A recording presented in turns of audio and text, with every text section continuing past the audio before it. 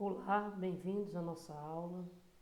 Hoje, novamente, eu me reporto, à aula gravada.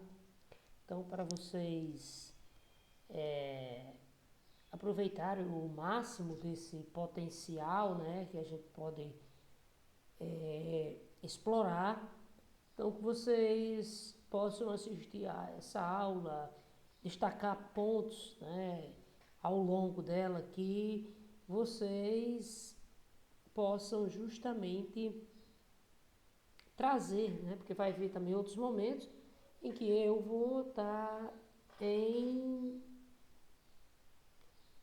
aula ao vivo. Então, se você não entendeu um determinado ponto, anote, certo? Que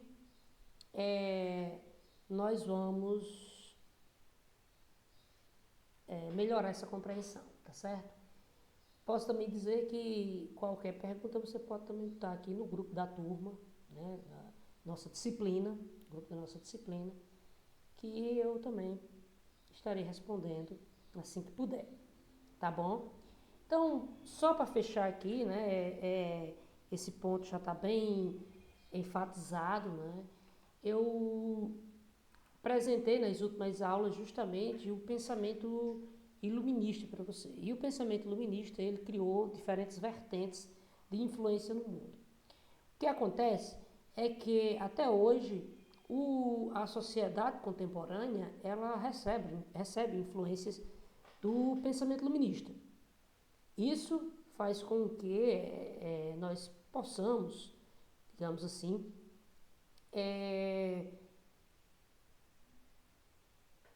ter um reconhecimento na ciência como uma,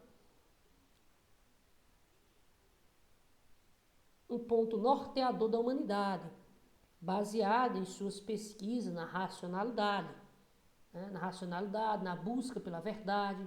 Então, tudo aquilo que os iluministas defenderam. Sobre a economia, destaquei o pensamento liberal, certo? Pensamento liberal que vai trazer fortes influências na, no nossa, na nossa organização política. Então, a economia, ela não fica restrita só ao aspecto de produção e comercialização de produtos, não. Ela se estende ao pensamento político também. Não há liberalismo, não há um liberalismo, que eu diria que real no conceito da palavra, se não existir um princípio democrático. Então, o pai do liberalismo, Luke, ele vai justamente defender esse aspecto, certo? Da participação popular na escolha dos seus representantes. Ao mesmo tempo, eu fechei a aula falando então do Barão Montesquieu, que frisem bem isso aqui, pessoal. É bom o aluno ele ficar com esse conceito bem definido, de Montesquieu, que via nos governos absolutistas uma forma exagerada ou até degenerada, poderia dizer assim esse termo, de se governar. Segundo ele, existia uma extrema concentração do poder e esse poder necessitaria ser controlado. Então, só o poder controla o poder. Então, para isso, Montesquieu ele supôs, então apresentou a sua teoria de divisão clássica dos poderes. No sistema absolutista, o rei era a autoridade máxima, então ele tinha todos os poderes nas mãos, executivo, legislativo e judiciário. E o que Montesquieu propôs foi justamente essa divisão. O rei, ele é apenas um representante do povo, então ele está a serviço do povo. E aí os poderes eles passariam a ser divididos por representantes legais, então através do executivo e do legislativo. O judiciário é um poder à parte que ele analisa, desculpe pessoal, a legalidade das leis e a aplicação dessas leis na sociedade. Diante de todo esse arcabouço desenvolvido pelos ideais iluministas, então o mundo passa a ser influenciado a partir do século XVIII por esses ideais. Aqui no Brasil nós tivemos a Revolução, a Inconfidência Mineira, a Conjuração Baiana, que eram movimentos que visavam justamente a busca de um país independente, né? O Brasil finalmente se libertar do domínio português. Mas as maiores expressões, com certeza, que teve, né? Eu poderia citar aqui a Revolução Francesa, vai ser aí uma consequência, né, das ideias iluministas, a Revolução Americana, né, e também até a independência do Haiti, né, que é tão pouco relatada nos livros de história, mas também que foi um marco muito ímpar na história, né, que foi um movimento de escravos, né, que conseguiram lutar, né, contra a sua metrópole. No entanto, a aula de hoje eu já deixo para trás um pouco o iluminismo e já venho aqui, né, para a Revolução Americana. Então, essa Revolução Americana ela vai ter como princípios, né, justamente os ideais iluministas. Então, destaque aqui, tá certo? Só a partir da página 50, você começa a estudar aí a Revolução Americana, nosso capítulo 3.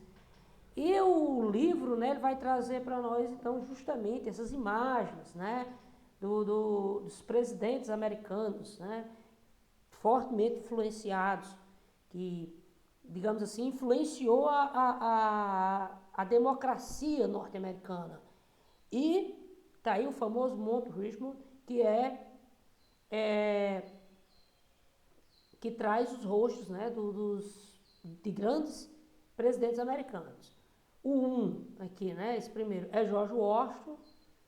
O 2 é Thomas Jefferson, né? Thomas Jefferson. Aí tem aqui o terceiro e o quarto presidente, que é Theodore Roosevelt, né? E Abraham Lincoln, é o quarto, certo? Cada um deles vão ter aí um contexto diferente no tempo, né, na sua contribuição histórica, para a nação americana, certo? Então aqui, vou voltar aqui para a imagem inicial. Então você tem o Washington, né? O Washington ele foi, então, inicialmente ele era, vou citar aqui só a grosso modo, né? Ele era um fazendeiro, né? Nos Estados Unidos, colônia. E aí, quando inicia o movimento de independência americano, então ele vai ser um dos chefes, um dos generais, que vai conduzir o exército continental contra os ingleses, certo? Então ele vai ser o grande líder militar, né? Thomas Jefferson vai ser, então, o responsável, né, pela elaboração do principal documento, que é conhecido como principal documento dos Estados Unidos, que é a Declaração de Independência, né, do país. O terceiro aqui, que é Theodore Roosevelt, né, ele já vai ser ali mais ou menos do ano de 1900, né, já do século XX, e aí ele já bem mais recente, então ele já vai conduzir a influência norte-americana para a América Latina, né? Então vai ser então aqui a forma como o Theodore ele vai se comportar, que os Estados Unidos vai se comportar diante de outras nações, porque até aquele momento, até 1900, né, os países americanos, eles recebiam influência dos países europeus. Era da Espanha, era dos ingleses, era dos portugueses. Então, aqui no caso do Brasil, né, que foi Portugal. E aí, a partir de 1900, o que acontece? Os Estados Unidos, eles se firmam como potência, né, e aí passa a defender, então, justamente a influência norte-americana em toda a América. Não estou dizendo que isso foi benéfico ou foi maléfico. Não. Estou dizendo aqui o que estava acontecendo nos Estados Unidos nesse período, né, e o contexto histórico, como mudou. E o quarto presidente aqui, né, vai ser justamente o presidente, com certeza o presidente mais citado pelos americanos, né, em todas praticamente as obras que falam sobre os grandes presidentes americanos, é indispensável, vai ter Abraham Lincoln.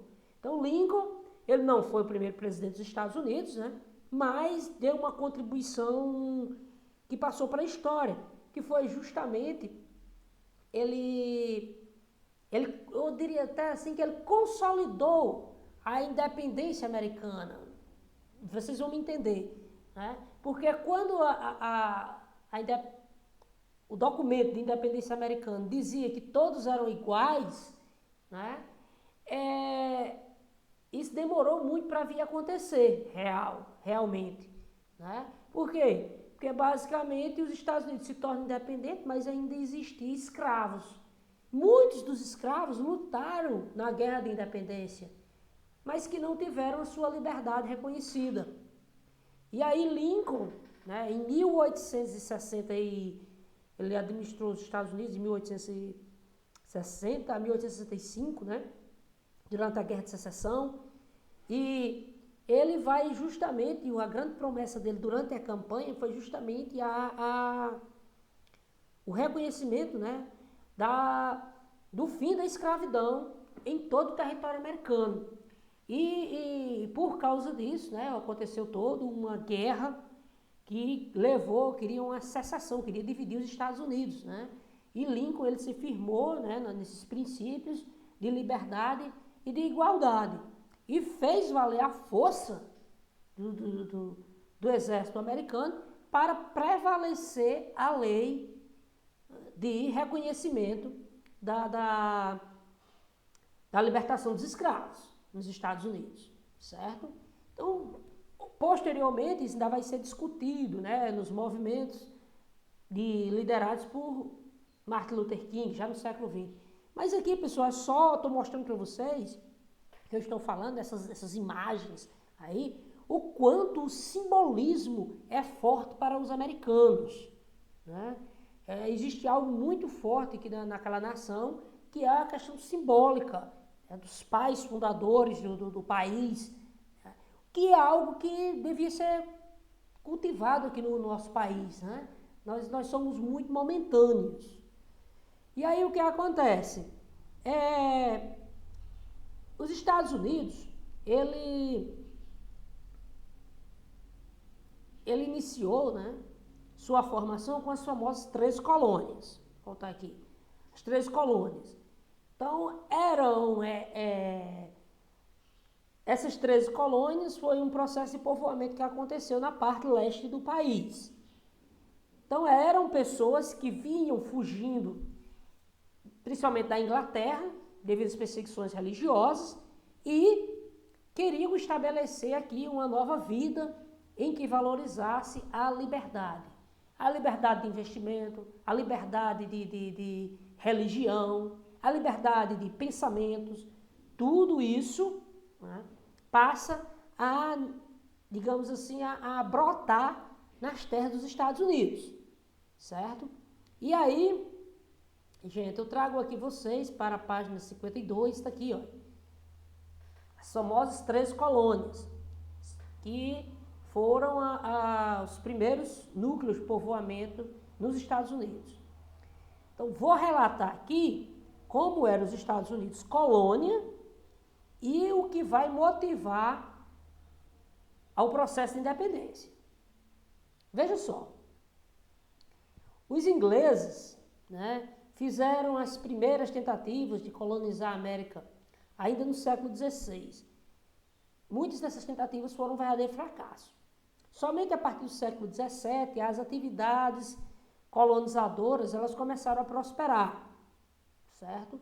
Com forte a atuação da Companhia de Comércio, que era uma empresa inglesa, que organizava justamente a migração para a região norte do país. Esses imigrantes eram de origem variada, famílias, algumas eram famílias burguesas, com religião, geralmente aí a religião era a religião protestante, né? E camponeses também vinham nesse processo de imigração, que vinha da Inglaterra para a América.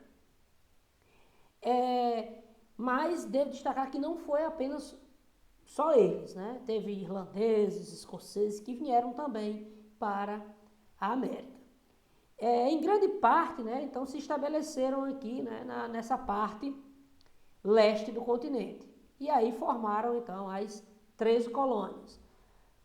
No entanto, esse processo de colonização ele foi diferente.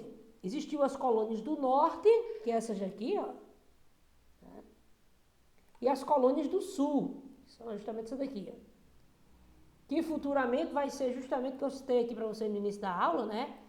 Que norte, está aqui para vocês, e sul. Futuramente vai ser justamente o movimento de secessão que Lincoln enfrentou durante a administração dele.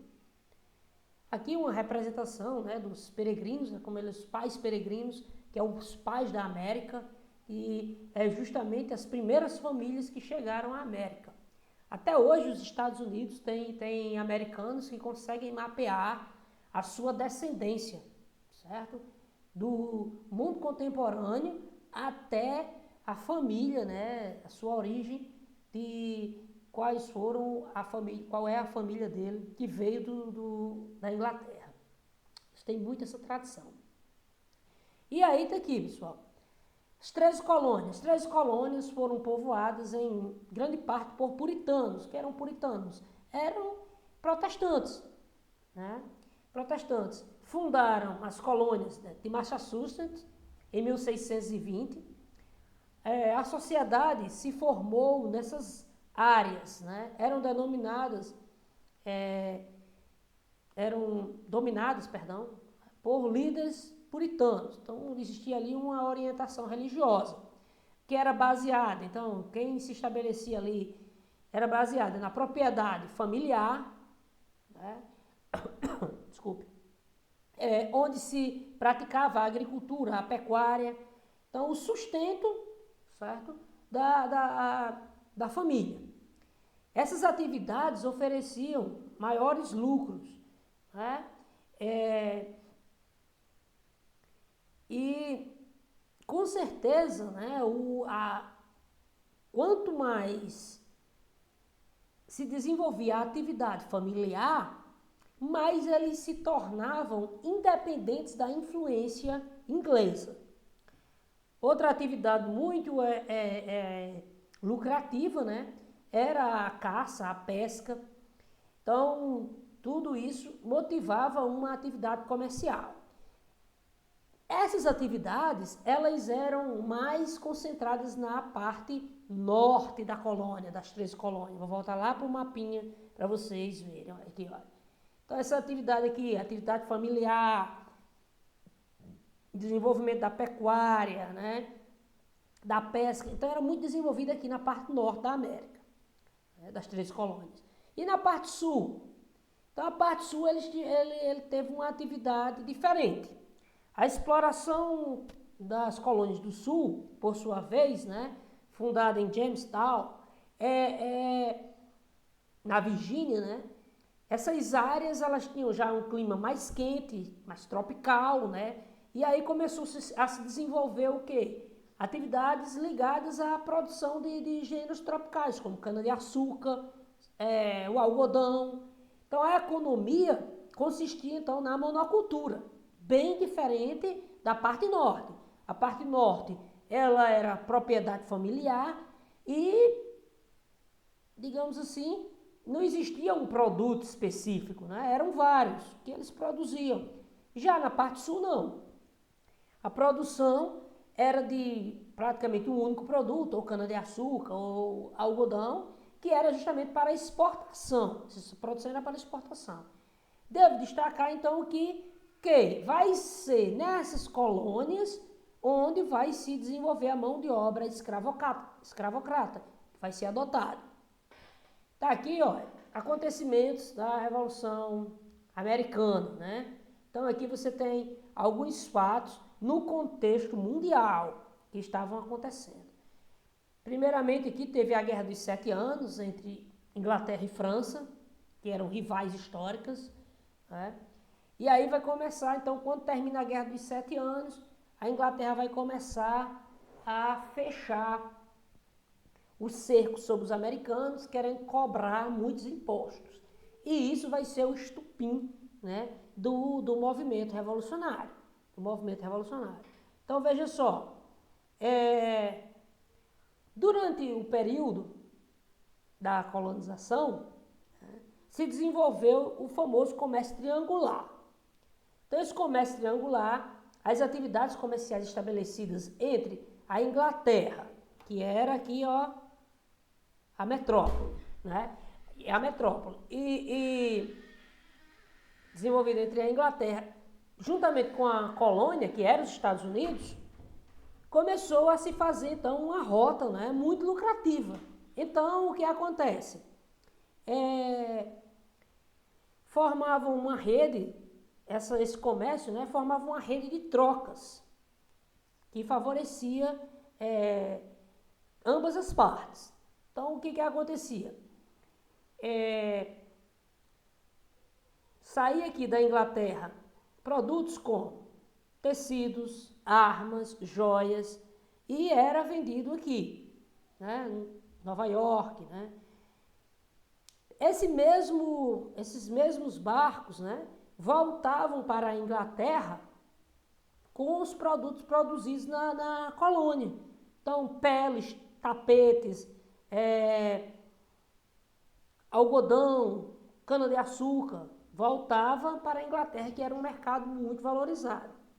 Então, os ingleses pegavam, por sua vez, né, vinham para a África, né, compravam escravos e distribuíam aqui na parte sul dos Estados Unidos, né, que era onde eles também, novamente, abasteciam os seus navios, trocando os escravos por algodão, né, de cana-de-açúcar. Então, esse comércio ficou conhecido então, como comércio triangular, justamente pela forma, né, formando aqui um triângulo. Então, o que vai acontecer? Isso vai levar, durante muito tempo, né, vai levar a um grande enriquecimento de muitas pessoas que praticavam esse comércio. Veja só.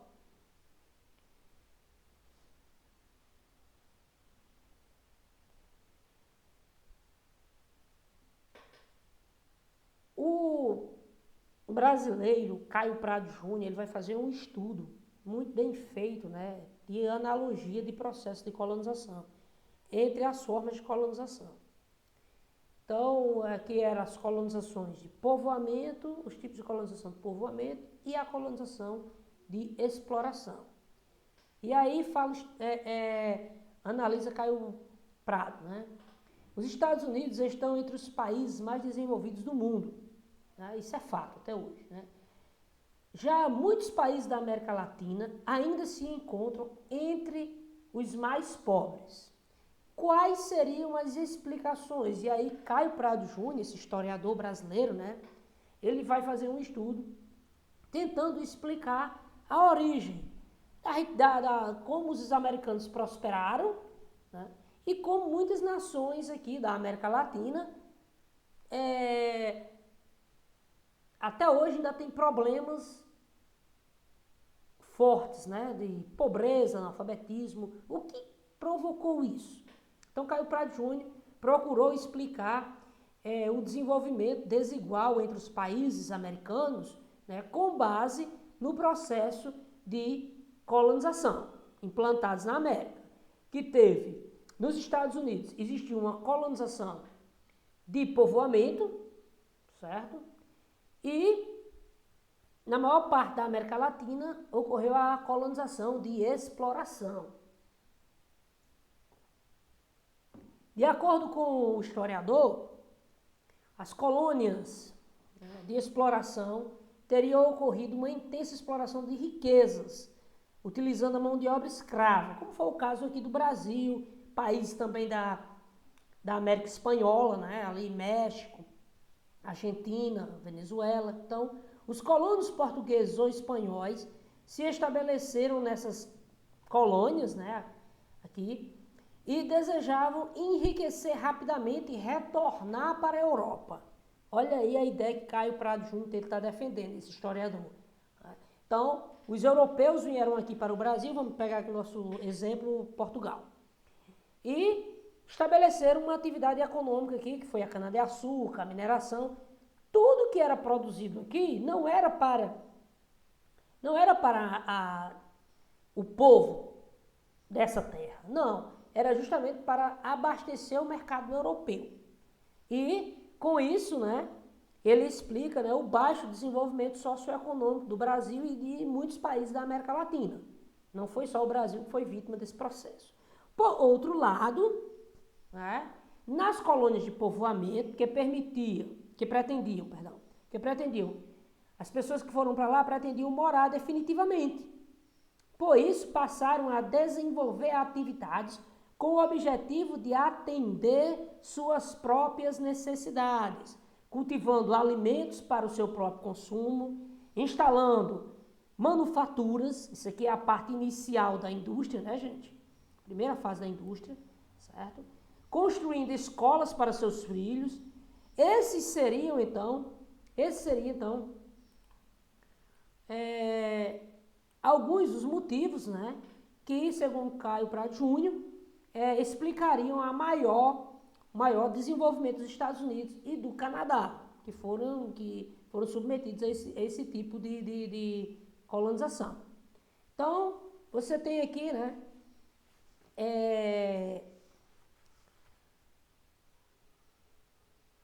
continuando a leitura, né?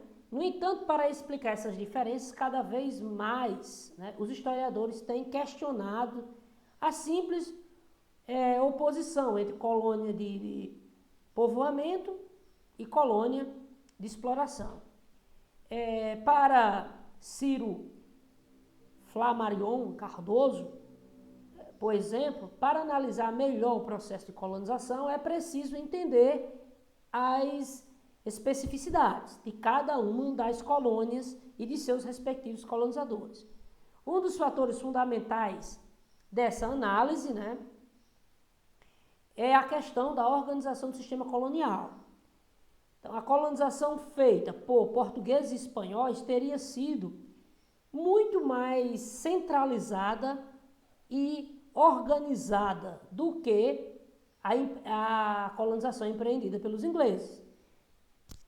Observe bem o que ele está definindo aqui, pessoal. Muito mais organizado, ele está querendo dizer no sentido de controle. Realmente, né? Os portugueses tiveram muito mais controle sobre o território nacional do que os ingleses tiveram controle sobre o território americano.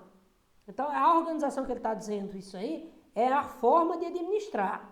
Né? Não está dizendo que foi melhor, não. Então, assim, se desenvolveram uma rígida administração. Justamente, né? Uma rígida administração. Os moradores das 3 colônias tiveram melhores condições de se organizar. Por quê, pessoal? Eles tiveram melhores condições de se organizar? Porque a metrópole inglesa não estava tão presente no seu dia a dia. Mas aqui no caso do Brasil, os portugueses eles eram presentes constantemente aqui, cobrando impostos, trazendo escravos, desenvolvendo atividade escravocrata, explorando a mineração, reprimindo de forma extremamente violenta quem questionasse a autoridade da coroa portuguesa. Então, esse fator, né, é o que vai, então, explicar muito bem o processo, né, de desenvolvimento dos países. Você pega hoje a América por inteira, a América, tanto a América do Norte como a América do Sul, e você vai ver que existe uma grande diferença. Estados Unidos e Canadá está num nível de desenvolvimento bem acima, né, do que a maior, do que todos os países da América do Sul. Né? Então, a explicação atribuída por Caio Prado Júnior, né, é o processo de colonização.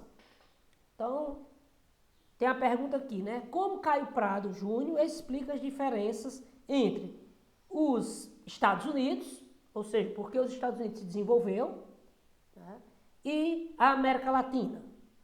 Eu acho que você lendo novamente esse texto aqui, você vai compreender muito bem o pensamento de Caio Prado Júnior, tá bom, pessoal? E aí, e a segunda aqui, o livro orienta, né? Vê as respostas e as orientações do professor. Então, veja só, por que atualmente a classificação criada por Caio Prado Júnior, né, é considerada insuficiente para explicar a desigualdade dos países da América. Então aí você já vai aprofundar e entrar na explicação, né, de Ciro Flammarion. Desculpa aí, o cara tem que olhar bem direitinho o nome do sujeito, que é diferente, né, o nome. Então ele completa, eu poderia dizer assim, que ele analisa mais a fundo a explicação de Caio Prado Júnior.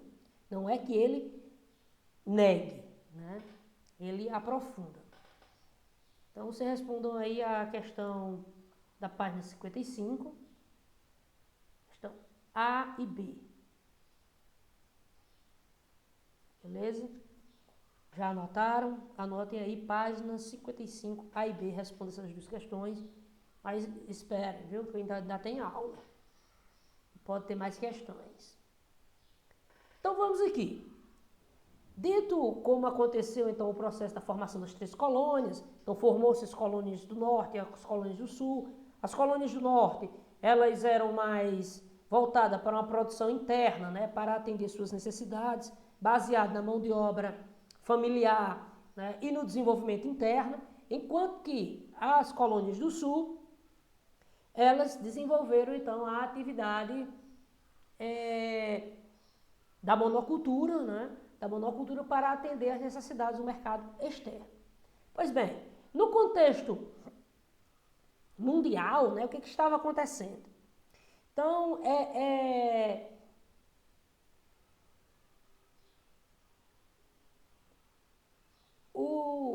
a Inglaterra e a França, elas estavam envolvidas em uma guerra.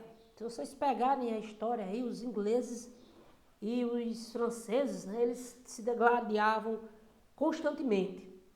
Né? Teve a famosa Guerra dos 100 Anos entre ingleses e franceses, certo? Então sempre teve isso. E a Guerra dos 7 Anos envolveu vários estados europeus, né? Também suas áreas coloniais. Então, quando o movimento da Guerra dos 7 Anos começou a acontecer, mesmo tendo como palco as duas nações, França e Inglaterra, mas outras nações também se envolveram no conflito. Então, nesse conflito, né, a Inglaterra se aliou à Prússia. Prússia, pessoal, não existe hoje, né, esse reino, mas é a atual, né, Alemanha. Para enfrentar os franceses, né, que os franceses estavam junto com os austríacos, suecos e russos. Formavam aí, se vocês observarem, existia então aí a formação de grupos, né? Então, a disputa entre as áreas coloniais na América e na Ásia, travada então entre Inglaterra e França, fez o conflito, né, se estender, né, entre os colonos canadenses, né, e os colonos ingleses, porque o Canadá ele foi povoado tanto por ingleses como por franceses, o território canadense. E se você pegar aí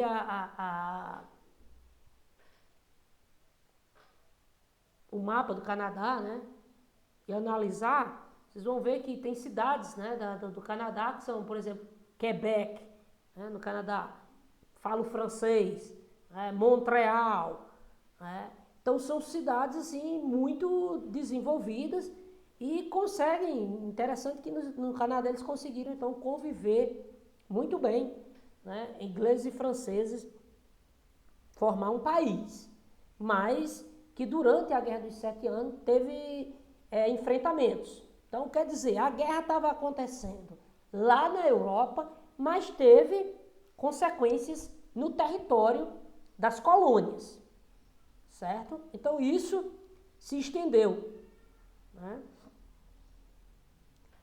Na América, os conflitos ocorreram tanto nas colônias do Norte quanto nas colônias do Sul, lá nas 13 colônias.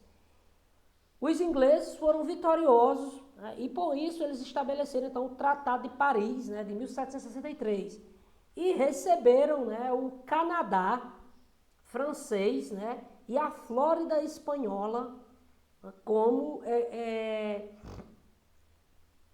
compensação de guerra, certo? Então olha aí como os ingleses foram estendendo seu território e isso vai ser futuramente vai ser uma vantagem para os Estados Unidos. Então as colônias inglesas se viram livres, né, da ameaça e dos ataques, né, franceses ou espanhóis. E isso foi uma situação positiva, então, para a expansão do território. E aí está aqui, pessoal. Bem, com o fim da Guerra dos 7 Anos, a Inglaterra, o que foi que ela fez?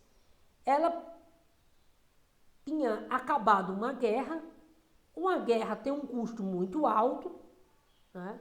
E aí os ingleses começaram a fazer o quê?